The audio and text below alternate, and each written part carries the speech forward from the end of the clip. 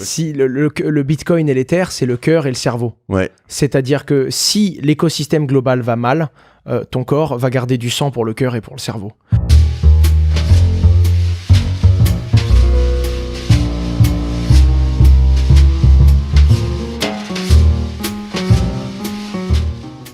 Battle Infinity, Metablaze, ASTL, Metablaze, Social Service, Entire Coin, Fanny, Playhub, Lico Token, eDrive Token, Blablagame.io. Alors voilà, ça, je vous parle de crypto, qui sont des nouvelles cryptos que j'ai trouvées sur Cryptonautes. Les 10 meilleures préventes de crypto en 2022. Je dis ça à Owen avant de commencer, il me dit j'en connais aucune. Voilà le sujet du jour, les nouvelles cryptos. Je vais pas te refaire le truc, je te l'ai dit tout à l'heure, mais je suis hyper content de te retrouver ici.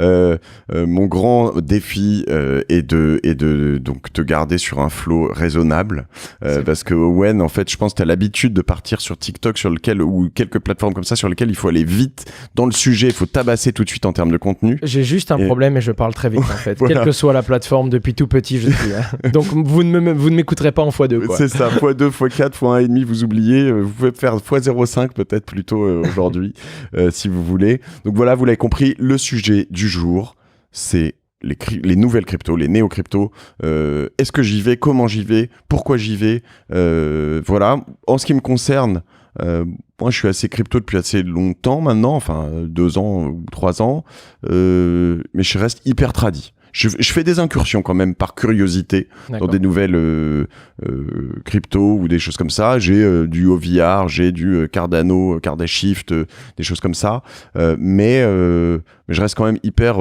traditionnel,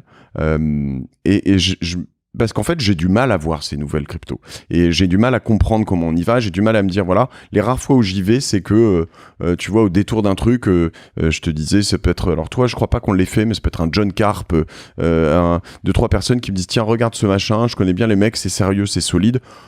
Tu connais, ils savent tous, ils me le répètent pas, mais je connais la chanson, je connais les risques. Si j'y vais, je peux tout perdre. Mais c'est un projet sérieux, hésite pas à y mettre 3 clopinettes, quoi. C'est un peu le trip. Ma première question, Owen, donc on est avec Owen Simonin pour ceux qui le connaissent pas, hasher, un des plus gros, si ce n'est le plus gros influenceur crypto en France ou en francophone. Toi, tu as une boîte qui s'appelle Just Mining.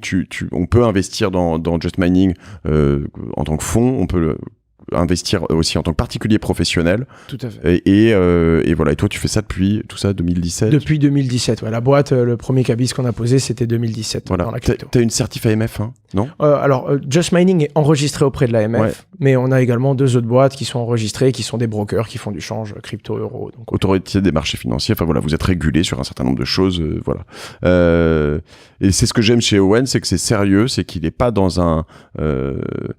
c'est marrant, ça peut être, avant de rentrer dans le vif de cet épisode, un peu paradoxal. C'est que tu as un côté foufou qui part dans tous les sens, tu vois, dans ta gestuelle, etc.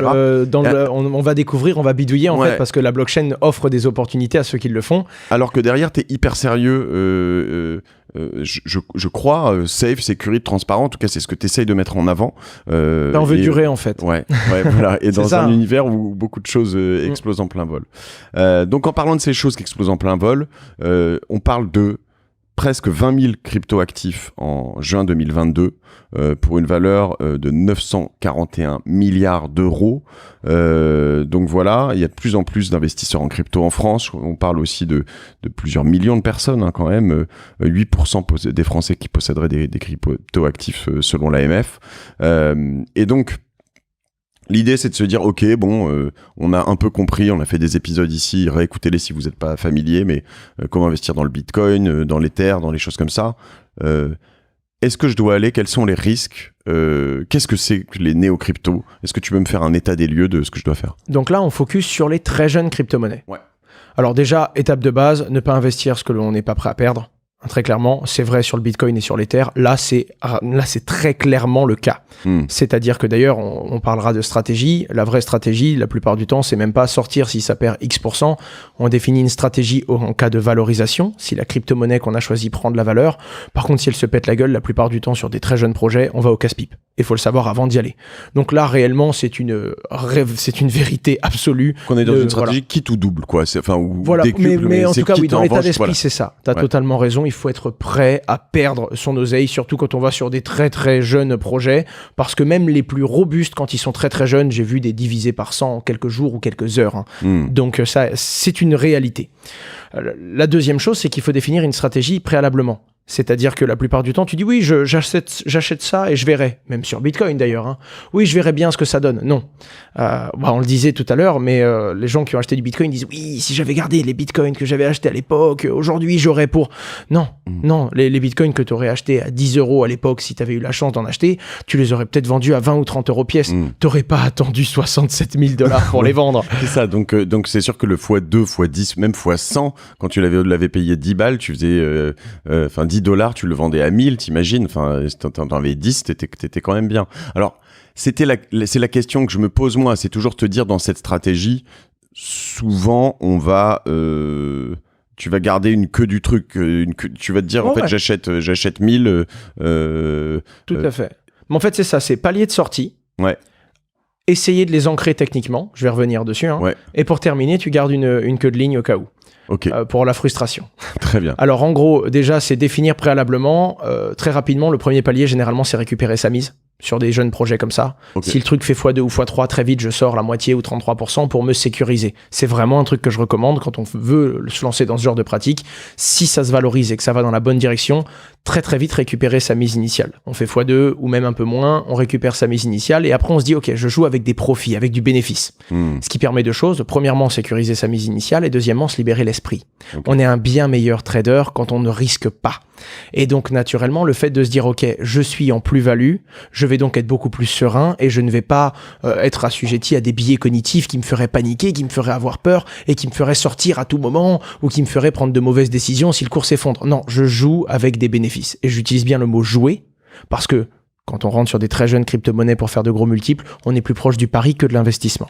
Alors, c'est un point fondamental. Je voudrais revenir quand même sur justement comment on ancre ces choses-là techniquement. Bien sûr. Mais on rentre sur un point fondamental là-dessus, c'est que j'adore pas l'approche du pari. C'est-à-dire que, tu vois, je suis rentré, moi, une des rares que j'ai fait là-dedans, c'était Cardashift, donc sur une plateforme qui s'appelle Cardano, enfin une blockchain d'infra. Une blockchain d'infra qui s'appelle Cardano. Et Cardashift, je suis rentré avec un fort risque, c'est sûr, mais parce que l'équipe avait l'air sérieuse, donc je me suis renseigné là-dessus, ça a été un des premiers trucs, genre, ça prend du temps. J'en connaissais un ou deux, Eric Raffin notamment, et des gens comme ça, que ensuite j'ai reçu sur Génération Do It Yourself. Et en plus, parce que le projet me plaisait. J'achète quand même un truc où ils sont sur de l'investissement à impact, où tu te dis, en fait, si ce truc marche, c'est bien pour le monde, tu vois. Au-delà de ça, la blockchain apporte une valeur, le Web3 apporte une valeur à ce projet apporte une valeur au monde, l'ensemble me semble vachement bien. Donc j'adhère au truc, tu vois. Et c'est vrai que j'ai l'impression que la plupart des crypto early, en fait, c'est un peu balèque, quoi. Vas-y, tu prends, t'y vas. Ce qu'il y a derrière, c'est du gaming, c'est peu importe, c'est bien, c'est pas bien. Virgule métaverse, virgule informatique quantique, virgule mobuzz. Ouais, c'est ça. C'est ça. Et en fait, c'est normal que les gens soient comme. Alors déjà, normal. Mais est-ce que dans ton critère de sélection, il faut quand même aller chercher. Alors pour moi, il y a beaucoup d'équipes. Tu sais, c'est comme une jeune start-up. Regarde l'équipe de fondation. Ouais. Si les mecs ont l'objectif de faire quelque chose de très très gros, d'avoir une grosse valo, tu vas vraiment vraiment focus sur la team. Parce qu'avoir une bonne idée, c'est très facile dans la blockchain. Ouais. Être capable de la coucher sur le papier, c'est déjà une compétence. Être capable de lever des fonds en la couchant sur le papier, c'en est une autre. Donc être capable de construire, voilà. Et c'est très important. D'ailleurs, tu te rendras compte que tous les projets que toi, tu as pris des participations, c'est de la street cred, hein. Ouais. C'est des gens qui t'ont recommandé et tu vas truster plus les acteurs qui te mettent dedans que le produit, parce que si je te dis d'analyser est-ce que c'est techniquement faisable, tu vas me dire j'en sais rien, c'est techniquement faisable en fait. Et donc naturellement tu te rapproches d'un truc comme ça. Donc la street cred est important et d'ailleurs il joue de ça. D'ailleurs, le marketing est très important, très important dans la crypto, parce que c'est un effet de mode et quand tu as beaucoup de valorisation, quand c'est un moment où il y a plein de gens qui cherchent à investir, t'as des mauvais projets qui arrivent à lever. Et quand c'est plus le bon moment, t'as des très bons projets qui n'arrivent plus à lever. Ouais, donc quand t'as des gens très crédibles, je dis des conneries, je sais pas, moi, t'aurais un ancien ministre, un gros entrepreneur, un je sais pas quoi, des gens qui ont fait leurs preuves, etc. Et que c'est vrai. Parce qu'il y a tellement de gens, mais tu verrais le nombre de papiers sur lequel Asher est advisor, alors que je connais pas. Ouais. Et moi, je leur dis, mais je vais porter plainte. Ils font, ouais, porte plainte. Nous, c'est BVI, d'accord. Ouais. On est aux îles Vierges britanniques, tu peux porter ta plainte, hein, ça va être rigolo. Ouais. Donc, faut faire très attention à ça. Parce donc que toi, tu publies un peu là-dessus en disant attention, on m'a affiché comme advisor. Dès que j'apprends et que c'est pas vrai, je communique instantanément sur mes réseaux sociaux parce que c'est journalier. Vraiment, hein, ça arrive tout le temps. Ok, je reviens sur cette approche technique parce que ça, c'est un point intéressant. Alors je sais que sur les différentes plateformes de Binance, eToro, Coinbase, etc., tu peux dire typiquement là moi j'ai un ordre à l'achat de Bitcoin à 18 000, je sais plus si c'est euros ou dollars, mais de toute façon c'est à peu près pareil maintenant. C'est pareil maintenant. À 18 000, donc il va pas aller le taper a priori puisque là au moment où on parle on est remonté à 22, donc je pense pas que ça arrive, mais de ce que je comprends. Tu peux dire sur, alors notamment une nouvelle crypto ou sur les cryptos dans l'ensemble, dire ok, je mets 100 dollars, on part sur des petites sommes, on a dit. Si ça arrive à 200, je vends 50%. Et automatiquement, tu veux dire que tu peux faire un scénario mécanique. C'est ça en fait. Il y avait la stratégie qu'on a définie, c'est définir en amont. Vis-à-vis de soi-même. Ce que je veux dire, c'est que vis-à-vis de moi-même, je la respecte jamais cette stratégie. J'ai toujours le mot et d'où le fait, ancrage technique en fait. Okay. C'est le fait de se dire, ok, ça c'est ma strat, je sors, je récupère ma mise si je fais x2, je récupère ensuite encore une fois ma mise si ça remonte à temps et je liquide 90% de ma position en laissant 10% quand même au cas où ça monte à des folies comme on en a connu. Mais ça, c'est ta stratégie que tu vas définir sur ton Excel, généralement ta feuille de suivi ou alors ton outil de gestion de portefeuille et ensuite il faut l'appliquer. Et là, alors, on parle de gros exchanges, tu peux pas des fois aller aussi loin dans la technique que ce que je vais te donner. Ça dépend de ta crypto-monnaie. Si c'est une très jeune crypto-monnaie, elle est pas sur Binance et donc tu n'as pas tous les outils que Binance te propose. Tu peux toujours faire ce que je vais te dire, mais c'est plus ou moins technique. Sur Binance, c'est facile. Tu as des outils qui vont être des stop limits où tu vas dire, bon, si ça atteint telle limite, je vais acheter ou je vais vendre dans telles conditions. Et donc, il y a même des outils qui sont sympas, qui sont des trackers où tu dis, le token que j'ai acheté à 50 centimes, s'il monte à 1 euro pièce, je vends la moitié de mes jetons. Ça, c'est un ordre limite que tu vas définir. Tu récupères la moitié, tu récupères ta mise initiale. C'est ça, mais tu peux même dire, si ça arrive à 1 euro pièce, je vends si ça repère 5%. Donc, si le truc continue à monter, 1 euro, 1,05 €, 1 euro 1, 1 euro 15, tu vas pas vendre. Par contre, dès que tu redescends d'1 euro 15 à 1 euro 10, tu liquides. Donc, c'est sympa parce que quand tu arrives à ta limite, tu dis en gros, et ça, tu peux le régler techniquement, ne vendre que si ça rebaisse de tant de pourcents. Et ça, c'est intéressant parce que tu maximises toutes tes ventes et tu maximises toutes tes entrées. Pareil, tu veux acheter une crypto qui est en train de chuter, tu dis, je l'achète maintenant, sauf si elle continue à chuter. Par contre, si elle reprend 2% de hausse, je rentre. Et ça, sur une vie entière de prise de position, ça fait toute la diff. J'ai vendu des cryptos jusqu'à x10 entre le moment où je voulais la vendre et le moment où j'ai exécuté mon ordre. Sur des marchés en folie, où il y a des grosses valorisations évidemment. Et où tu es prêt à tout perdre. C'est énorme. Ce petit détail fait toute la différence. C'est incroyable. Donc, je réexplique dans mes mots. J'achète alors une crypto, mais un bien. Je dis, je l'ai payé 1. Je dis à 2, je le vends uniquement ou au-delà. Mais à partir de 2, je le vends. S'il continue à monter, je le vends pas. Mais s'il commence à perdre 5% de sa valeur, là, je solde ma position, donc je vends. Donc tu peux te retrouver, en fait, il va faire 2, 3, 4, 5, comme tu le dis. Et dans le pire des cas, tu le vends à 1,90. Si quand tu as dit ça, il redescend de 5% et c'est pas grave. C'est pas sur grave. Le 2 que tu voulais. Non, c'est très intéressant et c'est un des sujets que je vais aborder parce que c'est des petits trucs techniques que moi-même, quand je les ai découverts, je me suis dit, mais il y a 3 clics à faire, quoi. Puis sur toutes tes entrées, toutes tes sorties, ça fait la différence, quoi. Ça, c'est fou parce que ce genre de truc, en fait, j'imagine que les traders des grosses banques ou des choses comme ça, ils avaient ça, des outils depuis longtemps peut-être, mais même... Et eux, ils vont même encore plus loin parce qu'ils voient la liquidité. Parce qu'ils disent, attends, si ça descend trop vite, à 5%, tu peux pas vendre. Et c'est pour ça que eux, quand ils vont régler, ils vont pas dire 5%, ils vont dire 2, ils vont dire 7 en fonction de la liquidité, de la connaissance du truc. Puis après, eux, ils peuvent prendre des positions pour contrebalancer ou pour se hedger. Enfin, c'est un truc de fou. Mais c'est super intéressant de voir que aujourd'hui le commun des mortels un peu avisé peut avoir, enfin même pas avisé d'ailleurs, tu vois, là, on l'explique et peut avoir accès à ça. Donc ça, c'est sur des plateformes, tu dis comme alors, Binance, comme généralement, c'est eux qui proposent ce genre d'outils bien précis. Tu peux avoir des plateformes qui les proposent aussi de façon décentralisée. Généralement, t'achètes ta crypto-monnaie, tu vas l'acheter sur une toute petite blockchain qui est pas connue, t'as dû acheter ta crypto-monnaie de base, donc rappelons-le, il y a une nouvelle crypto-monnaie qui se lance, elle peut se lancer sur Ether, mais elle peut aussi se lancer sur Avalanche, elle peut aussi se lancer sur Elrond, elle peut se lancer sur plein de blockchains d'infrastructure. Si c'est sur Elrond, tu vas acheter la crypto-monnaie que tu veux contre du Elrond. Si c'est sur Ether, tu vas l'acheter contre de l'Ether, etc., etc. Et les blockchains d'infrastructure, aujourd'hui, il y en a quand même, là tu cites Ether, Elrond, enfin il y en a 7-8 grosses. Ok. Tu peux les citer toutes Ouais, je pourrais t'en citer. Alors, je vais sûrement en zapper une et je vais me faire déchirer dessus. Mais Ether, c'est la plus connue, la blockchain d'infrastructure. Derrière, tu vas avoir Avalanche, Polkadot, Atom, Algorand, Elrond. Tu vas avoir NIR, qui me vient en tête. Cardano. Tu vas avoir...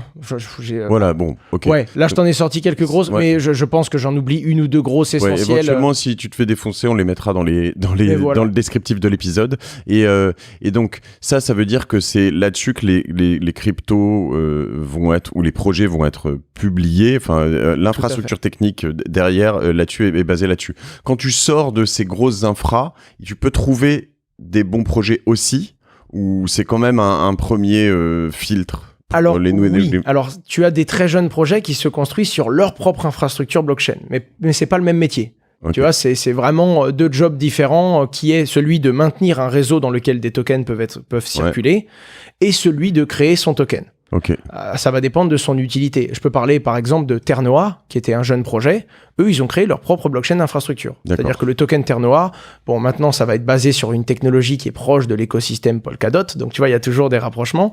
Mais Ternoa avait sa propre blockchain d'infrastructure. Ils sont toujours dessus. Et donc, ils ont créé à la fois le jeton et son utilité, mais à la fois l'infrastructure sur laquelle ce jeton circule. Okay. Mais tu as la plupart des projets, quand tu vas construire, toi, tu veux faire une crypto-monnaie pour révolutionner le monde de la coiffure, tu vas pas devenir tu vas pas créer ta propre infra et créer ton ça va être accepté dans les salons. Non, je vais construire ma crypto sur Ether et moi je mets l'utilité derrière. Ce qui est important de comprendre là-dessus, que j'ai compris en faisant ce projet sur Cardashift sur Cardano, c'est que tu as quand même un double effet qui se coule sur la potentielle valorisation de ta monnaie, donc là, ou de ton projet. Là, je parle de Cardashift, donc qui est basé sur Cardano.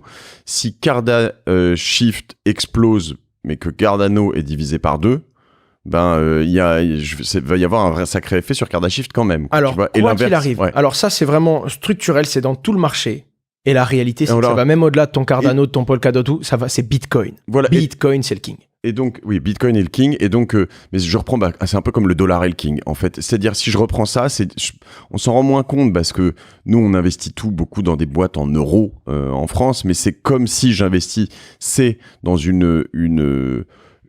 alors, je vais pas prendre les US, mais dans une société en Argentine, par exemple.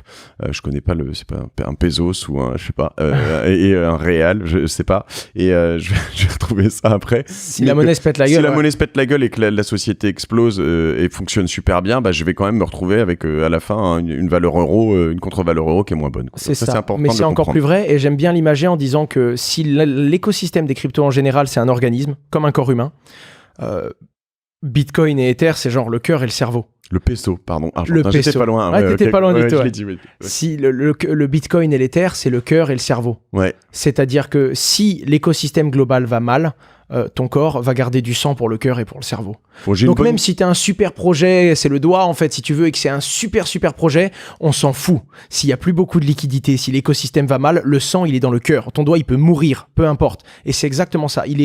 Ça m'est arrivé de le voir, mais c'est vraiment des exemples des exceptions qui confirment la règle. Quand l'écosystème va mal, quand Bitcoin perd 40%, votre petite crypto-monnaie, aussi révolutionnaire, entre guillemets, soit-elle, ne va pas faire x20.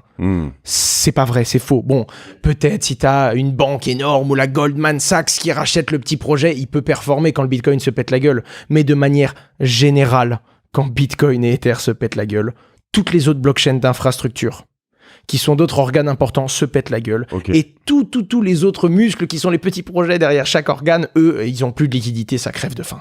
J'ai une bonne nouvelle pour toi, Owen, pour moi aussi d'ailleurs. On est à près de 20 minutes et cette fois-ci on enregistre, donc c'est bien. Non, on n'a pas besoin de recommencer. Et puis on est au moins aussi pumped que la première prise, donc c'est toujours bien. Je reprends. Donc on a dit je sais que je suis à risque. Donc voilà. On met pas toute sa vie là-dessus, on prend un tout petit bout.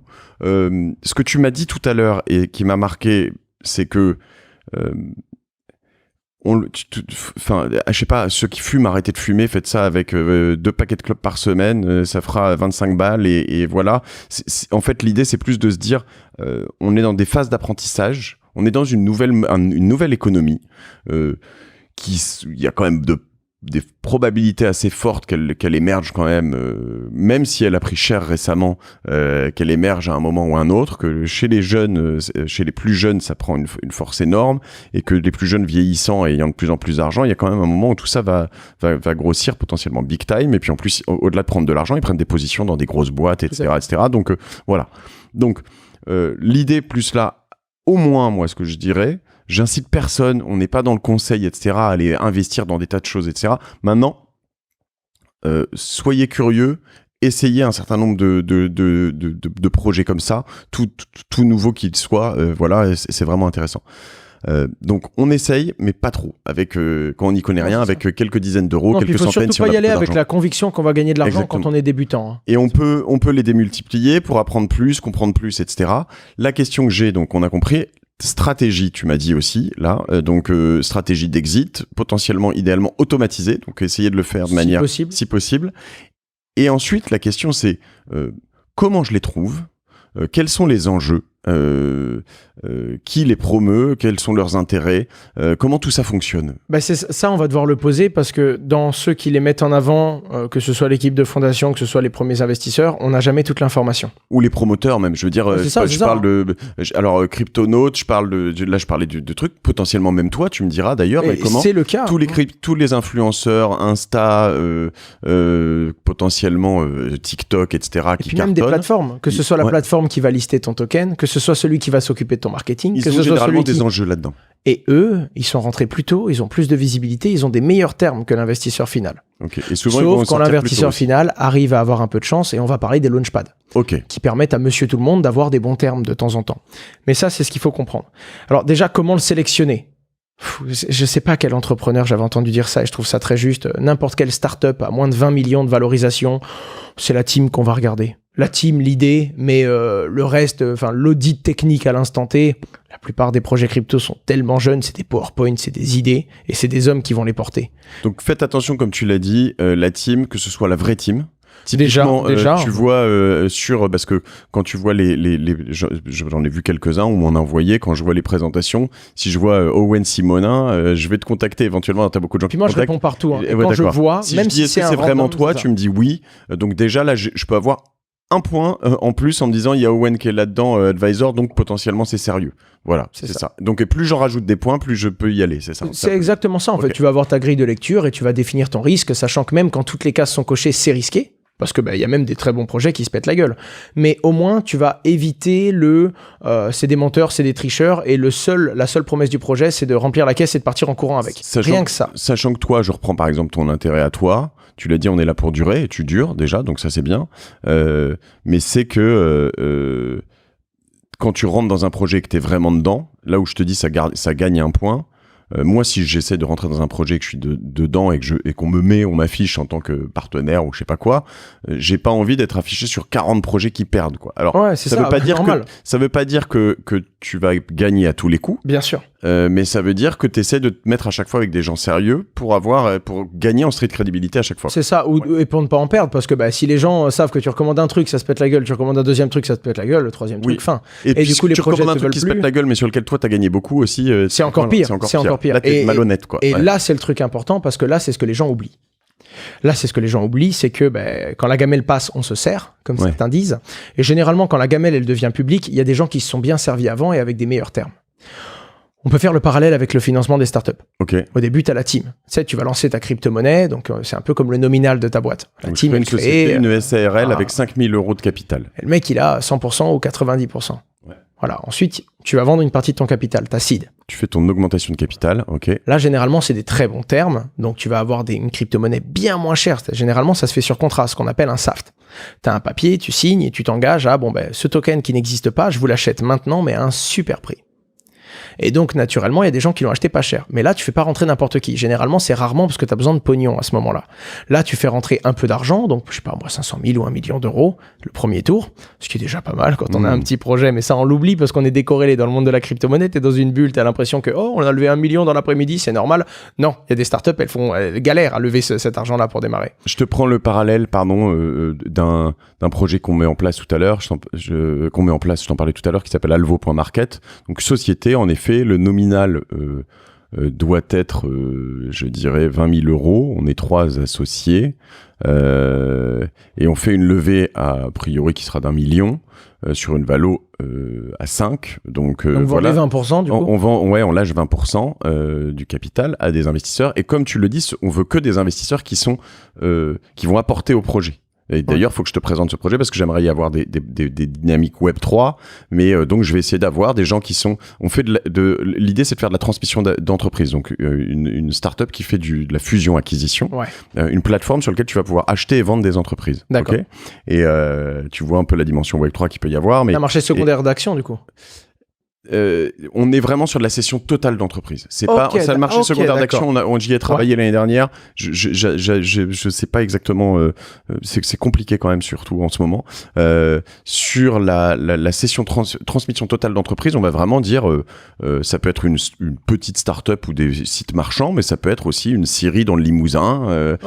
Voilà. Et donc l'idée, juste pour reprendre le parallèle, donc notre seed, ce sont des personnes qui investissent 1 million, mais dans des conditions déjà très différentes que les miennes, puisque moi, je suis rentré j'ai mis 12 000 €. Ouais, t'as mis 6 600, j'ai 60% de la boîte. Eux, ils rentrent, voilà. Mais l'idée, c'est que derrière, en revanche, ce million se transforme très vite en 50 peut-être. Enfin voilà, c'est pas sûr. Mais en revanche, s'ils viennent, comme tu le dis, c'est parce que j'ai 2 associés qui sont super sérieux, parce que moi, je suis super sérieux et que je suis pas là pour déconner. Et on va en parler aussi, parce que du coup, certes, toi, t'as un super prix. Ouais. Mais du coup, tu as une responsabilité qui va avec. Exactement. Et du coup, naturellement, tu as également, et c'est le cas dans les cryptos, tu as des termes. Généralement, c'est l'équipe, la team fondatrice qui a les meilleurs termes, sauf qu'elle est loquée.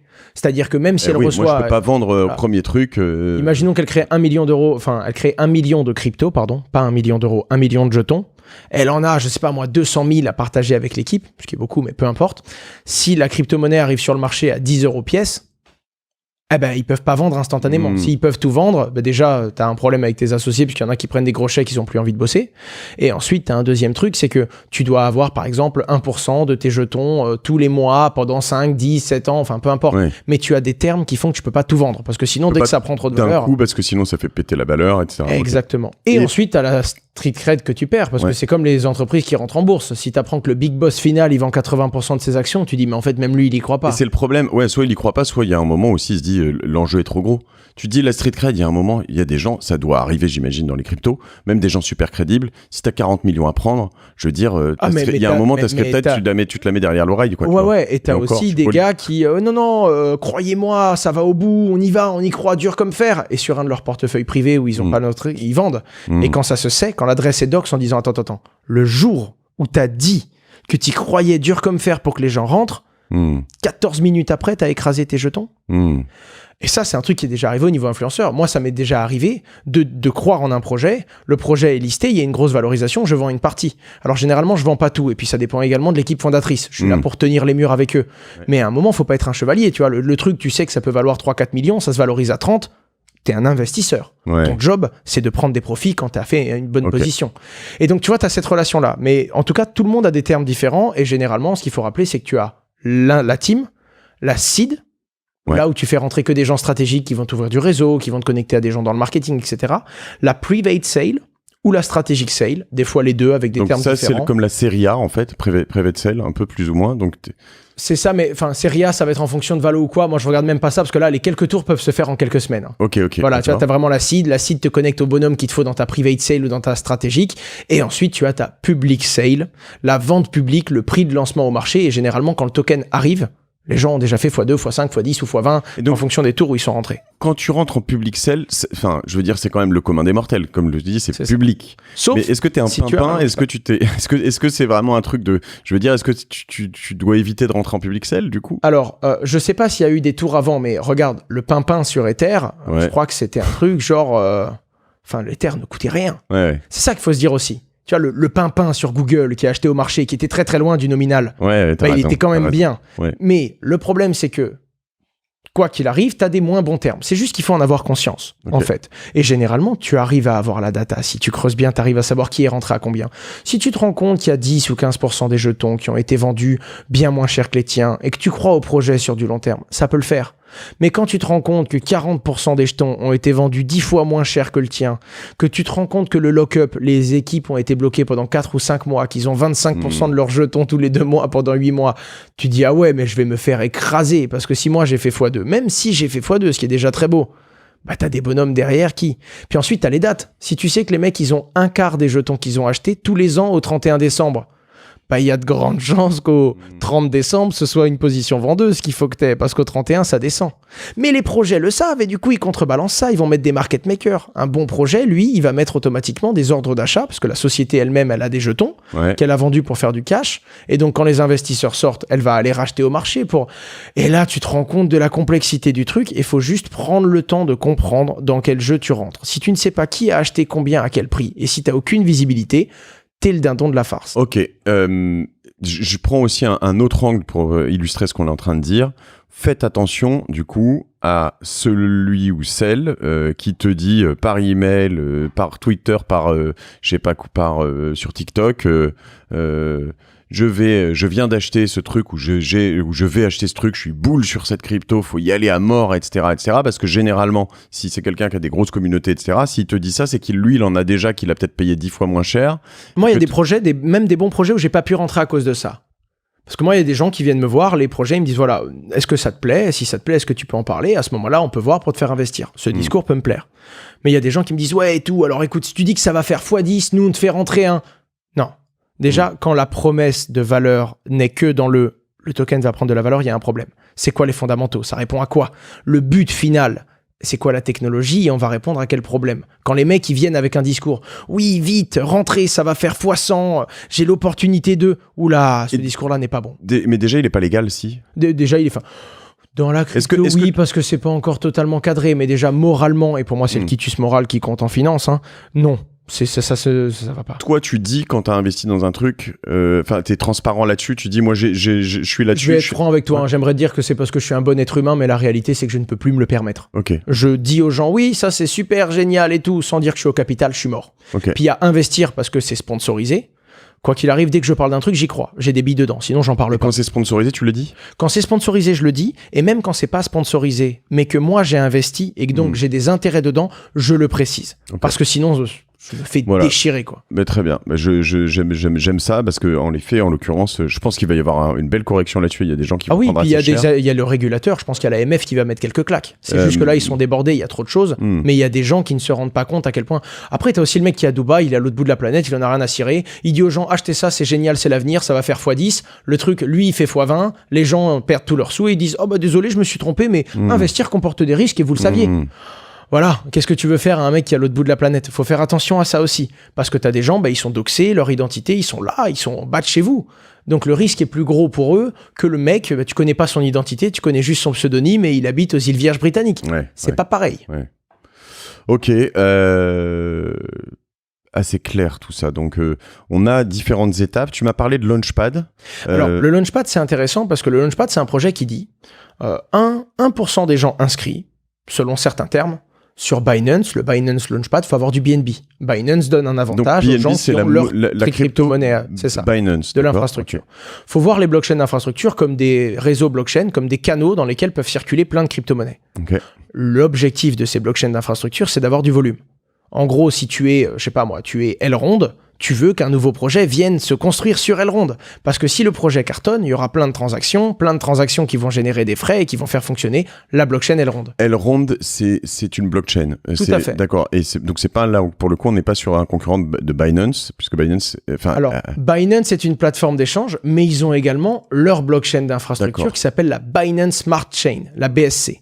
Mais naturellement, Binance, s'ils font un launchpad, ils vont dire à un projet, écoute, construis ta crypto-monnaie sur ma blockchain, fais des transactions sur ma blockchain, en échange, moi j'organise un launchpad, je vais te donner de la visibilité, je vais expliquer à tous mes clients... Ça c'est chaud parce qu'ils ont un avantage de ouf, parce que par exemple, tout le monde est sur Coinbase, Binance ou je sais pas quoi, Elrond ils doivent avoir leur launchpad ailleurs chez eux-mêmes en fait. Tout à fait, ils ont leur launchpad ailleurs sur leur plateforme, et surtout, il va y avoir également une street cred qui se fait par les différents launchpads est-ce que toi tu lances tout ce qui passe? Il y a des launchpads qui se sont tués comme ça, ils lancent plein de projets de merde, à un moment les projets font x1,5, x1,2, x1, x0,8 et puis dès qu'ils sont en dessous, ils perdent, voilà. Alors que par exemple Elrond ou Binance sont connus pour quand ils font un launchpad, si tu arrives à avoir la chance d'avoir une place, prends-la, elle est rentable. Ça va te donner le droit d'investir 100, 200, 500 dollars, mais tu gagnes. Donc, petite lueur là-dessus intéressante. Tu peux acheter donc comment tu l'appelles la crypto Binance? BNB. Voilà. Donc pareil, quelques centaines d'euros, quelques dizaines, je sais pas. Sur Elrond aussi. Et tous les launchpads qui passent, finalement, tu participes. C'est ça. Quand tu as des tokens ou quand tu remplis les conditions, parce qu'elles sont différentes d'une blockchain à l'autre, mais quand tu as par exemple, tu stakes du token Elrond, ça te donne le droit d'avoir des jetons. Ce qui me plaît, c'est que des fois, ça avantage le petit porteur. C'est-à-dire que le mec qui a 4 ou 5 tokens, il peut avoir un ticket. Quand t'as un ticket, t'es gagnant ou t'es perdant. Après, c'est une loterie, tu vois. Si t'es gagnant, là, t'as ton ticket, prends-le, achète-le parce que tu vas gagner.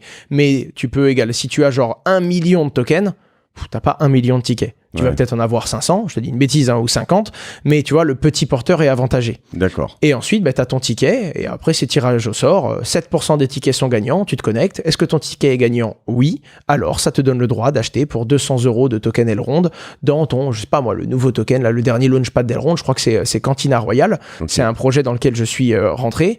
Et du coup, tu arrives dans une situation où, si tu as ton ticket qui est gagnant, achète. Parce que y a de grandes chances que tu fasses ton x3, x4, x5, parce qu'Elrond, quand ils choisissent un projet, ils se ratent pas. Il y a une très forte demande. Ils vont participer au marketing, etc., etc. Donc je prends Elrond par exemple, ELROND, c'est ça? C'est EGLD, c'est le nom du token, et le nom du projet, ça s'appelle Elrond, ELROND. Ouais. Et EGLD, je l'achète sur Binance. Ah oui, là, généralement, grosse blockchain d'infrastructure, tu les as partout. Ok. Très bien. Qui est paradoxal d'ailleurs. Parce que tu as les concurrents de la blockchain, mais tu sais, Binance, ils sont tellement partout. Ils font des launchpads, ils ont leurs solutions, ils proposent les tokens de leurs concurrents, ils sont indispensables et incontournables. D'ailleurs, tu veux que je te dise un truc drôle? Payé par Binance? Par tous ceux que j'ai cités. Ouais, moi, je m'occupe d'une partie de leur marketing dans les territoires francophones depuis plus de 3 ans. Ok, très bien. Merci de la transparence. Juste pour te donner un ordre d'idée, Elrond, la blockchain d'infrastructure, quand elle s'est lancée, leur launchpad à eux a été fait sur Binance. C'est un truc de fou. C'est un truc de malade. Ouais, tout ça, c'est Inception. Voilà. Mais même si ton projet à toi, c'est de lancer des startups, quand tu vas lancer ton projet, tu vas peut-être passer par un lanceur de startup. Parce que t'es une startup au début quand tu démarres. Ça t'accélère et que c'est plus simple, en fait. C'est genre Indiegogo qui se lance sur Kickstarter. C'est exactement ça. C'est ça. Bon, alors, donc ça, c'est assez clair. Et du coup, ça permet aussi d'aller trouver des nouveaux projets. On comprend un peu la validation. Il y a tout un univers dans les nouveaux projets de crypto. Tu vois, on m'a parlé, à un moment, il y avait, je sais pas si c'est encore le cas, mais des groupes Telegram, des Discord, des comptes Twitter. Putain, moi, j'ai regardé ces trucs. Déjà, c'était en termes de temps passé, c'était n'importe quoi. Et en fait, j'y comprenais rien. Oui, puis tu as de la... Généralement, soit t'es dans un groupe privé. Moi, tous les gros deals que je fais, je suis dans un groupe, j'ai 10 ou 15 bonhommes qui sont à la tête de gros exchanges ou de grosses plateformes à l'international qui communiquent et qui échangent de la donnée avec moi. Je donne de la donnée de qualité, ils m'en donnent de qualité. En barre. Généralement, quand tu rentres dans un groupe Telegram qui a 5000 personnes, c'est entre guillemets un foutoir, tu me permets le mot, mais c'est terrible. What is the price for the launch? When is the buy price? It now, trust me, we'll pump it. Enfin, tu vois, c'est terrible. Tu vois, c'est une mauvaise idée.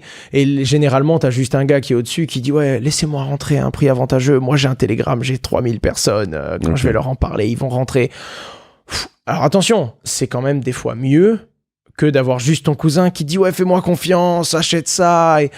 Mais voilà, généralement, ça te permet de recroiser de l'information, mais va faire tes recherches toi-même et ne rentre pas dans des groupes où l'argument d'autorité qui va t'être donné, c'est « Faites-moi confiance, virgule, ça va monter ». Okay. C'est les deux choses qu'il faut... Voilà, généralement, quand tu commences à ne pas avoir toi de conviction sur le projet, mais tu as la conviction des autres, c'est que tu as également moins d'informations que les autres. Compris. Et même quand il y a un bon lien d'amitié ou quoi, c'est quand même très rare que quand un mec perd du pognon, ils te disent de sortir avant de sortir lui-même. Ouais. Oui, il commence à sortir et puis tu te dis, bon, je suis sorti, vas-y, quoi. Ouais, voilà, ou alors, ok. Ouais. Clair. C'est ça, mais c'est même, j'ai vu même tellement de premier, comportements façon, qui... puis des fois, c'est contre-intuitif dans le sens où, toi-même, tu vois, moi, il y a des projets, j'y crois réellement. Je pense que le truc peut faire x2, x3. Je rentre. Je dis aux gens, attention, vous allez rentrer, il y a peut-être un moins bon prix, donc ne soyez pas gourmand le jour 1, parce qu'il va y avoir des vendeurs, il y aura peut-être une bonne opportunité d'achat, parce qu'il y a des mecs comme moi qui vont revendre et qui sont des gros porteurs qui ont fait un gros multiple. Et t'attends un x5, x6, et tu vois un x50. Et là, tu te dis, même si le projet est bon, même si le projet est porteur, même si le projet peut livrer en 3, 4, 5 ans la promesse qu'il a donnée, on parle d'un x50 qui s'est fait en 12 heures. Tu prends, quoi. Tu prends. Et si toi, tu prends, le mec derrière toi qui a x150, il va prendre salle.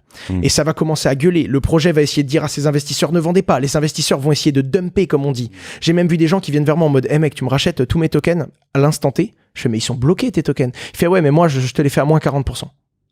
Et tu m'étonnes, le mec, il a x150, il s'en fout de sortir à x90. Et il y a des trucs comme ça qui circulent. Et là, tu te dis, ok, les mecs savent. Et puis même toi, tu le sais au fond de toi, quand c'est démesuré ou quand c'est réel. Enfin, si t'as la Goldman Sachs qui a acheté 70% du capital et que t'as la Société Générale qui veut racheter leur part, tu te dis, ok, il y a peut-être un vrai x150 dans l'air, tu vois. Mais la plupart du temps, quand tu vois tout le monde qui s'agite, il y a ça. Et les pauvres bonhommes qui sont arrivés au marché, alors attention, pauvres bonhommes, autant ils ont fait x5. Et eux, ils se disent, oh, je vais peut-être attendre, ça va monter à x10. Respecte ta stratégie. À x2, tu sors la moitié. À x5, tu sors 90%, tu laisses ta queue de ligne. Si elle fait x10, tant mieux. Mais respecte ta strat parce que quand tu es tout en bas, que tu as réussi à rentrer au marché et que tu as fait ton x5, c'est qu'il y a des bonhommes derrière toi qui ont fait des multiples indécents et ils ne vont pas tenir position parce que ce sont des chevaliers blancs. Non, ils vont dumper. Ce sont des investisseurs, ils vont prendre leur position, ce qu'on appelle du dump. Et ça va écraser fort. Sachant qu'il y a un truc qui est très important, pour recontextualiser les petites cryptos, je vais reprendre les comparaisons entre aussi des petites startups et Google ou des choses comme ça. Une startup qui vaut même 1 million, même 2 millions, même 3 millions, même 5 millions, ça reste entre guillemets petit. C'est beaucoup d'argent pour le commun des mortels, mais ça reste petit. Google, ça vaut 1000 milliards, peut-être un peu moins maintenant, mais ça vaut vraiment beaucoup d'argent. Donc n'importe qui, toute Owen Simonin que tu es ou machin, peut pour certains, sachant que dans les cryptos, il y a des gens qui ont fait des jeunes ou des gens qui spéculent des montants de cash énormes, on parle de centaines de millions ou de choses comme ça. Quand tu arrives dans une petite crypto et tu parles de fois 40, 50, 150 j'ai connu heures, des fois 300. Hein. Voilà, donc tu as des types qui arrivent, eux, ils vont mettre sur un truc qui a une valeur de 2 millions, ils vont mettre eux-mêmes 2 millions.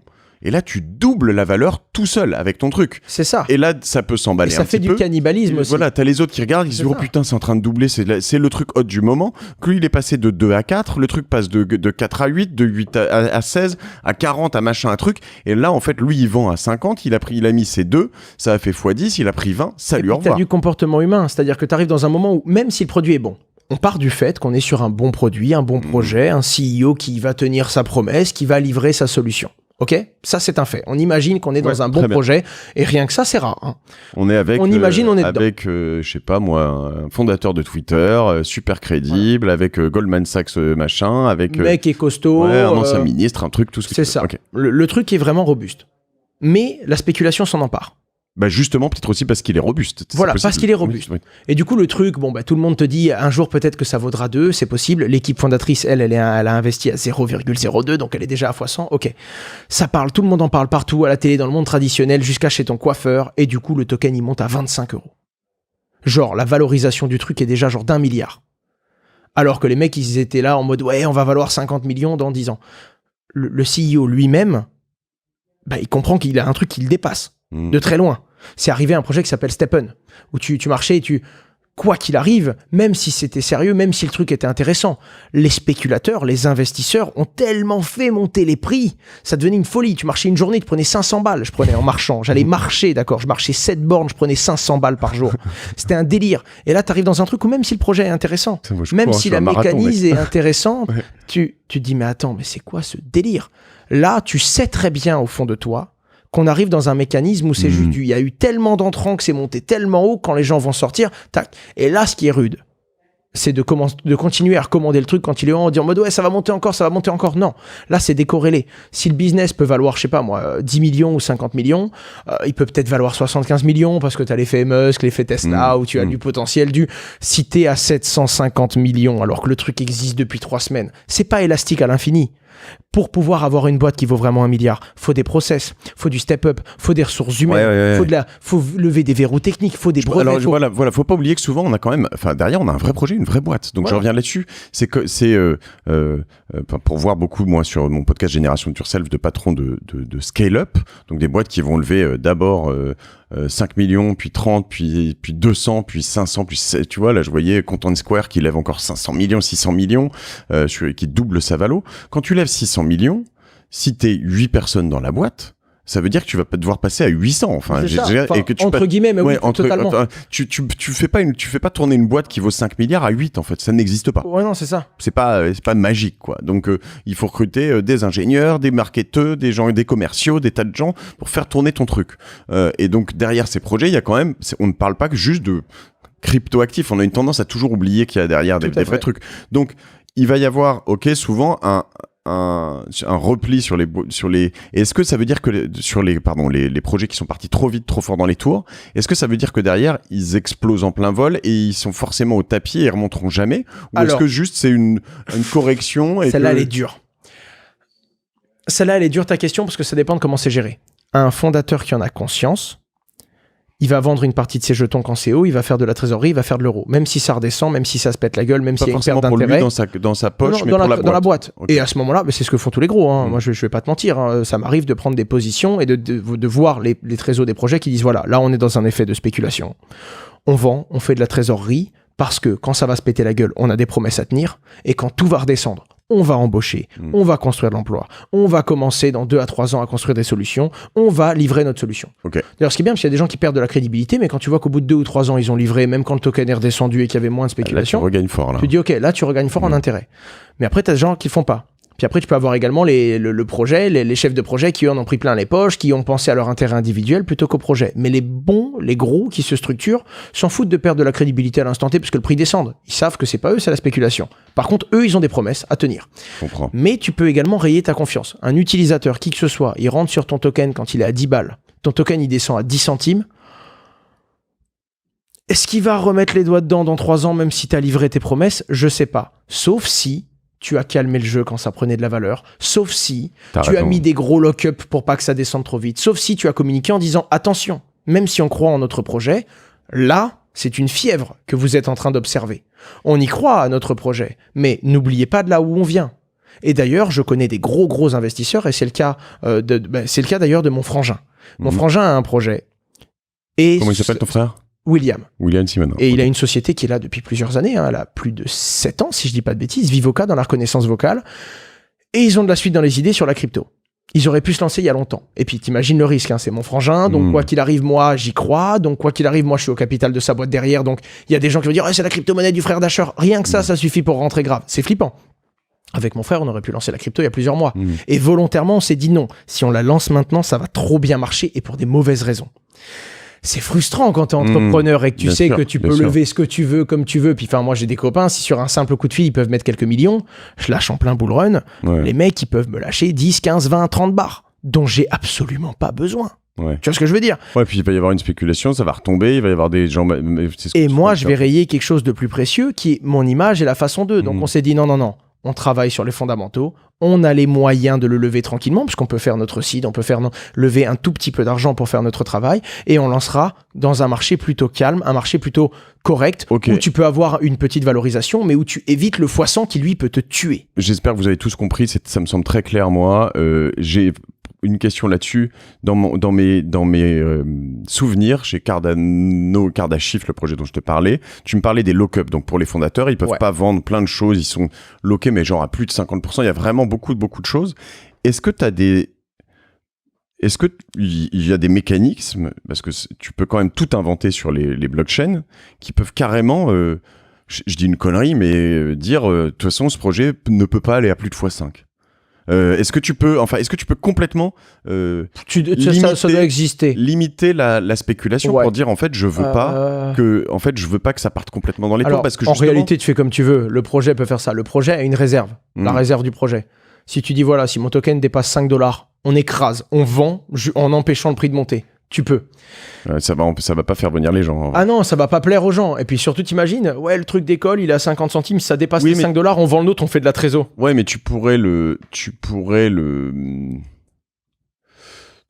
faire juste... Aussi, tu peux créer des nouveaux jetons pour diluer. T'as l'inflation, tu fais ce que tu veux avec de l'inflation, de la déflation. Hein. Tu pourrais le faire juste pour te dire, en fait, pour dire aux gens, nous, on veut que ça grossisse, mais plus tard. C'est-à-dire que comme les tours de table... Le discours ne passerait pas. Ouais. T'as plein d'investisseurs. C'est ça qui est chaud.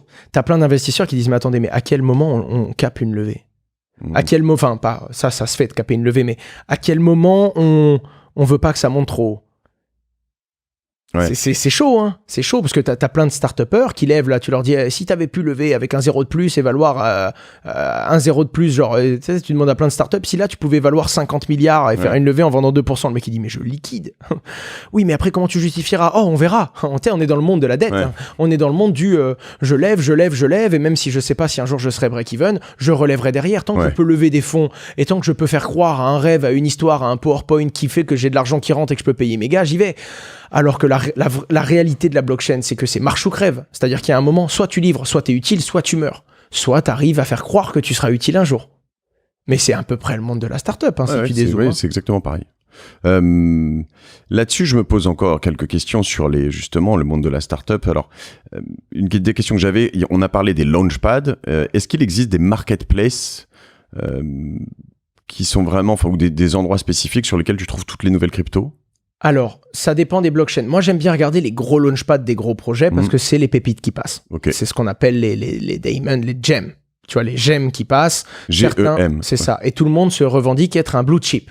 Tu vois, le mouton bleu, c'est les crypto-monnaies sérieuses qui vont rester. Donc, quand tu arrives à trouver une gem, généralement un bon jeune projet qui devient un blue chip, il passe par un bon launchpad. La plupart du temps. Ou alors un réseau très privé de 10, 15 gros, mais voilà, c'est là-bas que je regarde.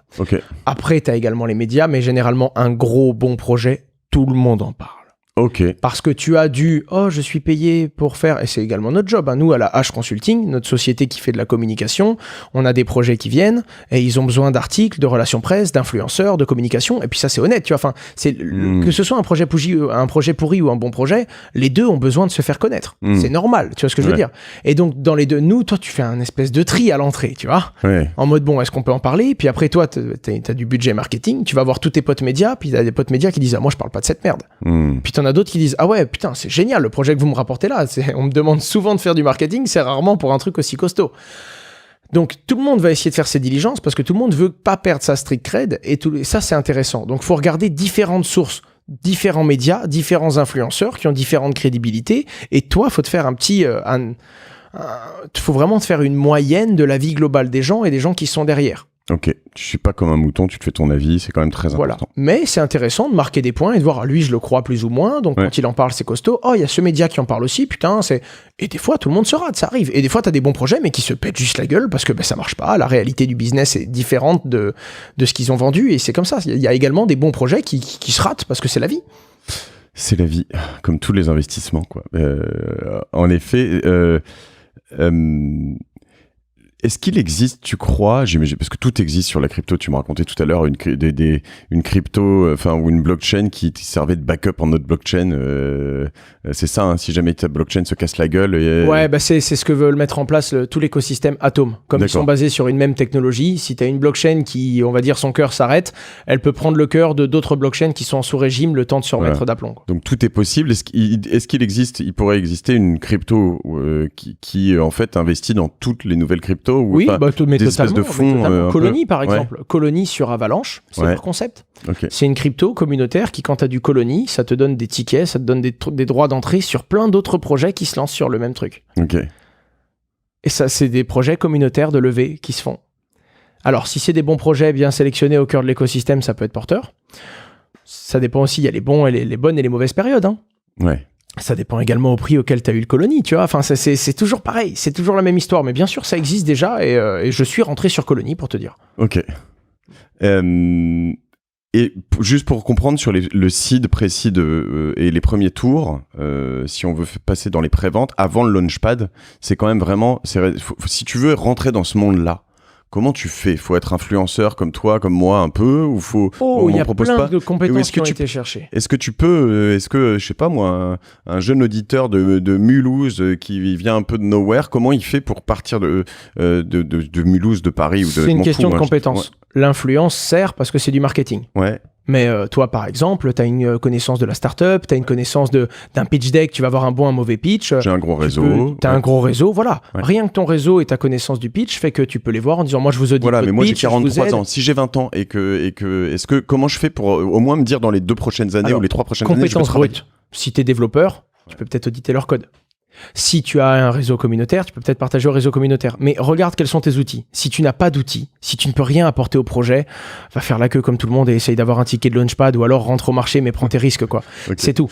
Mais une fois que tu auras eu 10 tickets de launchpad ou que tu auras compris plein de choses, tu vas commencer à avoir des compétences. Tu as ces compétences, tu vas pouvoir prendre des choses, des moyens. Parce qu'attention, il y a 8 mois, quand tout montait, je rentrais dans des projets, j'étais investisseur et ils me demandaient, ouais, tu fais quoi en échange pour nous ? Ouais. Parce que ils savaient tellement que ça allait marcher que je devais rendre des comptes alors que c'était moi l'investisseur. Ouais. Alors que là, maintenant, rien qu'avoir de l'argent, t'as des projets qui crèvent de faim.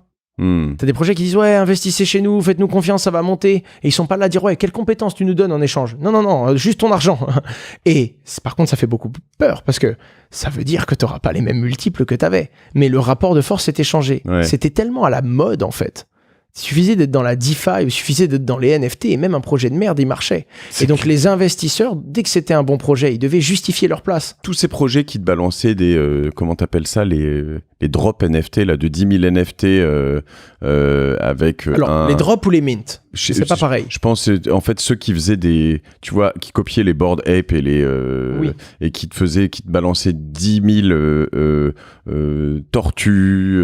C'est pareil, là, c'était un prix de mine, tu vois, c'est-à-dire que t'as le prix pour le générer. En gros, tu vas payer tes 0,2 Ether par NFT, par exemple.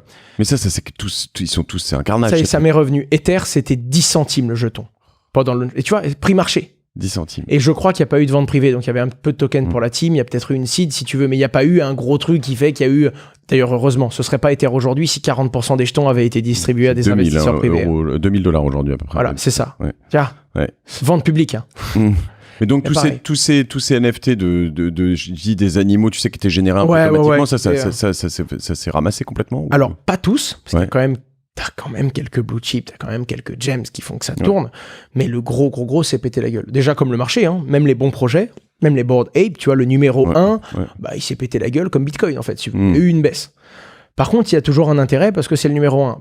Les copies de copies, mais c'est les premiers trucs que je t'ai dit, c'est un organisme. Le sang remonte vers les gros organes et les petits trucs pourris qui disent oui, moi je vous jure, en fait, c'est une fonction pour plier le doigt, ça crève, ça meurt tout de suite. J'aime toujours les CryptoPunks, tu vois, en effet. Ils doivent être encore valorisés. Ils ont pris des claques, mais eux, ils sont valorisés. Ils font partie des quelques gros qui ont inventé la tendance, qui ont donné le... Tu sais, c'est pareil, t'as ceux qui surfent la vague. Et t'as ceux qui créent la vague.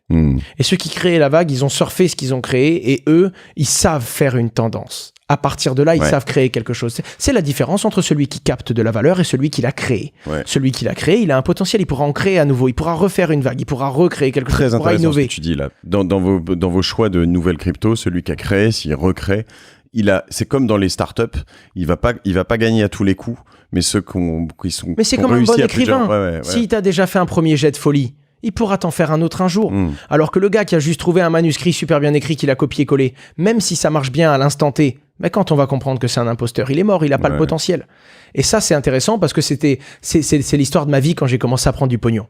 Mon père m'a dit, écoute, c'est très simple. T'étais au bon endroit au bon moment, t'y as cru, t'as eu de la chance aussi. Faut le dire, t'as peut-être bossé, t'étais au bon endroit au bon moment, maintenant t'as deux choses. Soit tu te bats, tu travailles, tu créer de la valeur, t'essayes de créer de l'emploi, et peut-être qu'un jour tu vas mériter ce qui t'est arrivé, soit t'étais au bon endroit au bon moment, t'as capté de la valeur, mais va foutre les pieds dans le sable. Parce que si tu ne travailles pas, si tu te mets pas dans la merde, si t'essayes pas de construire, de créer, de faire des échecs, d'apprendre, de continuer, tu vas pas savoir le refaire. Smart le papa. Et tu vas te diluer. Il vient d'où? Il fait quoi ton père? Mon père est préparateur physique pour des clubs de football. Actuellement, il est préparateur physique pour la sélection féminine du Maroc. Mais non. Et dans le football. Et lui, il vient pas du tout du monde de la finance, rien. Puis ma mère était artiste peintre. Les deux n'ont rien à voir avec l'entrepreneuriat. Conseil c'est très bon ça. Mais lui nous avait dit, je suis dans le foot, j'ai les moyens de vous payer des études, mais je peux rien vous laisser derrière. Moi, j'ai pas de boulangerie, j'ai pas de chaîne de restaurant, d'hôtel et tout. Donc, j'ai les moyens de vous payer des études. Construisez votre bagage maintenant, mais apprenez à courir, parce que je pourrais pas courir pour vous. J'adore ces profils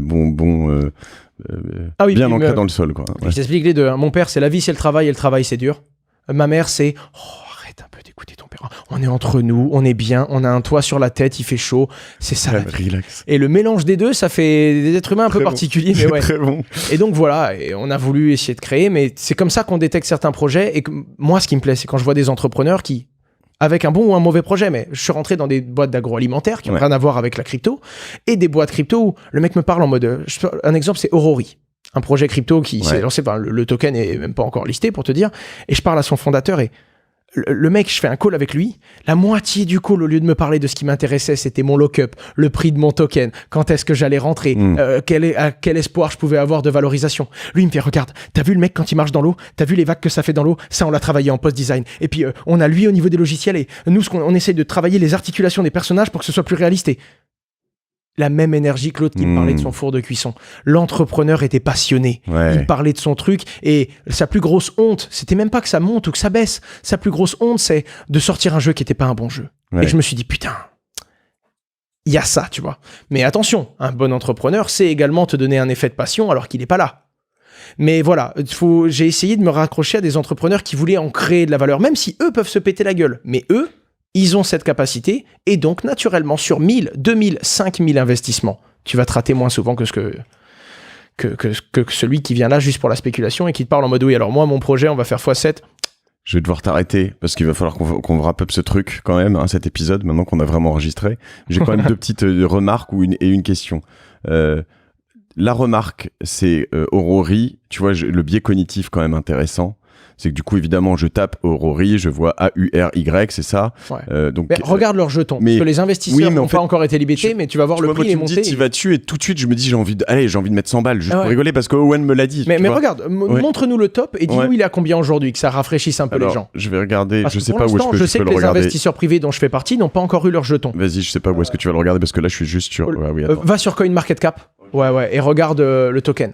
Parce que tu vas voir que pareil, il y a eu un effet de hype, le token s'est valorisé, et depuis, il s'est pété la gueule. Pourquoi ? Le jeu n'est même pas encore sorti. Ouais. Ça, tu vois, c'était que de l'effet du pourquoi il s'est pété la gueule. Voilà, regarde, là, il est à 2 €, regarde son top. Il a dû monter à 10, 15, peut-être même 30, quelques instants. Ok. Des zooms, va sur un an, par exemple. Voilà. Okay. Regarde, il monte à combien ? 18, tu la vois, 20, la valorisation 20. Le jeu n'était même pas sorti. Ouais, et là, il est à 2. Là, il est 2.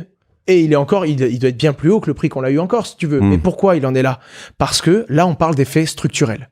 Bitcoin est descendu, la mode des NFT, la mode du jeu est redescendue aussi. Le jeu n'est pas encore sorti. C'est-à-dire on peut même pas encore juger l'entrepreneur sur sa promesse. Il a fait une promesse, il a dit dans 1 an et demi, 2 ans, je sors un truc. Le truc est même pas encore sorti. Ce qui me fait, tu vois, réaliser, on parlait tout à l'heure un peu des coups de canif ou des choses comme ça, quand ça baisse autant, moi, ça me fait penser à un truc comme Parrot. Tu vois, Parrot, en fait, j'adorais Parrot, cette boîte qui venait de plein de choses. J'adore l'entrepreneur Jérôme Sédou, que j'ai reçu sur mon podcast. Mais le fait que l'action que j'avais à un moment baisse, il y a un moment où limite même les produits, t'as plus envie de les acheter. Tu dis putain, c'est la loose, ce truc. C'est là où c'est compliqué aussi de réinvestir. Et c'est des réajustements entre la valorisation actuelle réelle et la valorisation de promesse qui a été émise. Promesse qui, elle, peut être tenue. C'est pareil, hein. Si toi, tu donnes 10 promesses et que tu les tiens pas, ta promesse ne vaut rien.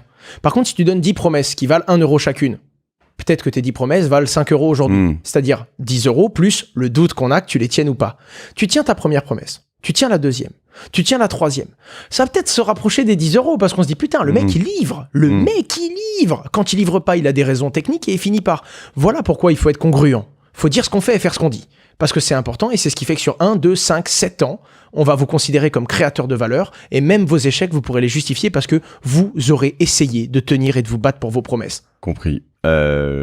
Le dernier point qu'on a abordé, je crois, dans le premier enregistrement, mais qu'on n'a pas réabordé ici très vite, c'est qu'il faut rappeler que la plupart des nouvelles cryptos ne sont pas disponibles sur Binance, sur Coinbase, sur tous les eToro qu'on veut, etc. Donc tu dois les acheter, alors soit via les launchpads, on a dit, etc.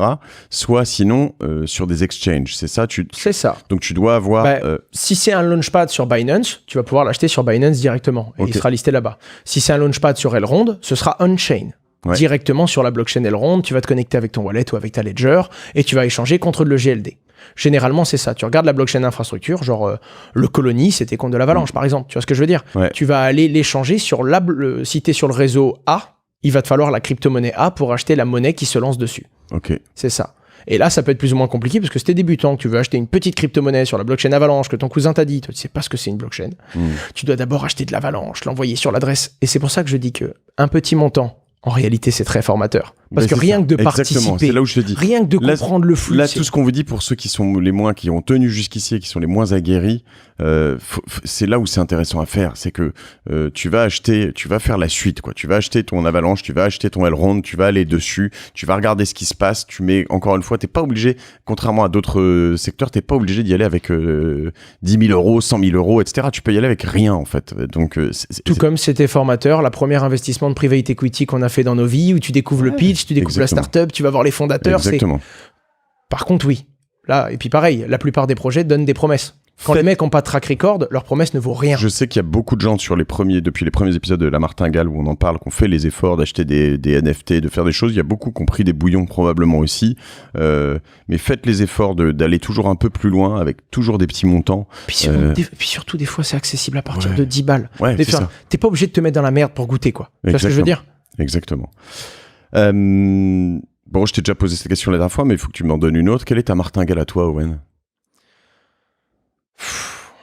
Ma martingale à moi, mon pari on verra ton petit péché mignon, sinon, tes petits trucs nouveaux, les petites choses sur lesquelles t'aimes bien investir, voilà. Il y a eu une phase où c'était toutes les blockchains d'infrastructure, parce que quitte à parier sur des jeunes projets, autant parier sur des jeunes réseaux qui vont héberger des projets. Je dois t'avouer que comme c'est des phases, en ce moment, j'en ai pas. Okay. Je sais qu'en ce moment, tout se pète la gueule. En ce moment, moi, ma martingale, c'est Bitcoin. J'ai jamais eu autant de Bitcoin de ma vie. Okay. Parce que je sais que c'est déjà plus j'avance, plus je comprends, plus je creuse, plus je me dis mais Bitcoin et Ether, c'est tellement le sang de la veine. Mais c'est fou parce que à la fois tu viens donc t'es passé d'une blockchain d'infra à une blockchain qui n'est pas qui est juste une monnaie. Enfin juste. Ça. Et puis en fait, ce que j'ai envie de dire, c'est que je sais qu'il y a des moments pour aller sur les petits projets qui sont porteurs d'eux. Il y a des moments où je vois que le sang fait le sang. On va protéger les gros organes, donc Bitcoin, donc Ether, et donc je vais recharger mes Bitcoins et mes Ethers avec cette fois-ci les mêmes règles. Hein. Si ça descend à tel prix, j'en achète. Si ça descend encore plus bas, j'en rachète encore plus. Donc je fais de l'accumulation quantitative parce que je sais qu'il y a un moment pour prendre des risques et pour essayer de faire de la plus-value en cash, en euros, en dollars, en liquidité, en fiat. Et il y a un moment pour accumuler de la crypto. Il y a plein de petites crypto-monnaies comme ça, puis même de l'Avalanche, du Polkadot, du Solana qui avaient pris. Oh, j'avais oublié Solana tout à l'heure dans la liste d'ailleurs. Des grosses infras où je me dis, je voulais rentrer, l'infra est génial, il y a du potentiel. Et je me dis, mais merde, le truc il est monté à 400 €, qu'est-ce que j'achète maintenant, tu vois? Elrond était monté à 450 $. Même moi qui y croyais, 450 $, c'est haut, il est à 55 $ aujourd'hui. Je reprends des positions maintenant et je reprépare mes bagues. Quand tout le monde souffre et dit moi j'ai acheté à 450, ça s'est divisé par 9, c'est de la merde, je sors. Sortez, moi je rentre. Tu vois, c'est là qu'il faut être un peu plus robuste, mais tu le peux parce que tu as fait une stratégie qui fait que tu as gardé de la liquidité pour le faire. Et l'intérêt aussi de ceux qui rentrent en dollar cost averaging un peu tous les mois, ou des choses comme ça qui continuent et qui sont rentrés sur cette baisse. Ça. Merci. Owen, c'est toujours passionnant. Je t'avoue qu'à chaque fois, je te vois dans notre call préparatoire, je me dis putain, ça va partir dans tous les sens, le mec est ingérable. Et à chaque fois, je ressors de notre épisode, je me dis mais c'était limpide. Donc voilà, c'est trop cool. J'espère en tout cas. Non, c'est vrai. Moi, j'ai tout compris et puis je peux te poser les questions que je veux avoir. Donc je suis trop content. Bravo pour ce que tu fais, vraiment. Merci beaucoup. C'est cool, c'est et surtout cette transparence. Ce que je veux dire, c'est que dans ce marché particulier des influenceurs en crypto, il y en a pas beaucoup des comme toi qui sont aussi aussi transparents et qui comprennent le jeu du long terme. Il y a eu beaucoup de gens qui juste se prenaient du cash, et c'est potentiellement pour certains beaucoup, pour certains énormément, pour d'autres pas tant que ça, et en fait ils se crament et c'est pas une bonne chose, quoi. Donc merci pour ça, continue, te crame pas, nous crame pas, et comme ça voilà, la street cred c'est ce qu'il y a de plus important. Je pense aussi. Ouais. Merci à vous tous. Merci à toi. Pour ceux à tout le monde qui nous écoute. Et puis pour ceux qui sont plus sur ces épisodes crypto, qui restent jusqu'au bout, oubliez pas d'écouter plein de bons épisodes. Là je fais des trucs dans l'IMO, moi je me régale. Potentiellement on n'est pas obligé, c'est pareil, on peut partir avec pas grand chose dans l'IMO, commencer soit avec des tout petits apparts en région, des parkings, des tas de choses comme ça, et je vais même faire un épisode prochainement sur les caves. Enfin voilà, on peut faire plein de choses. Ouvrez-vous les chakras. J'ai encore vu une copine hier soir qui doit avoir presque 40 ans, qui me dit non mais moi j'ai rien investi, zéro, etc. Je dis mais meuf, putain. Puis surtout qu'on est dans un monde maintenant où si t'as de l'euro sur ton compte courant, t'as pas l'impression, mais t'es un gros investisseur et tu portes un gros risque, hein. Ouais, parce qu'ils font au soleil ton euro comme un glaçon, hein. Exactement. Donc voilà, intéressez-vous à tout ça, intéressez-vous aussi à la vie réelle. On n'est pas que dans du projet fucked up qui doit juste faire de la spéculation. On est sur des vrais projets sous-jacents. Investissez dans des projets qui vous plaisent, qui selon vous ont de l'avenir, et voilà. Allez, je vous embrasse, je t'embrasse, Owen, à plus. Salut tout le monde, ciao.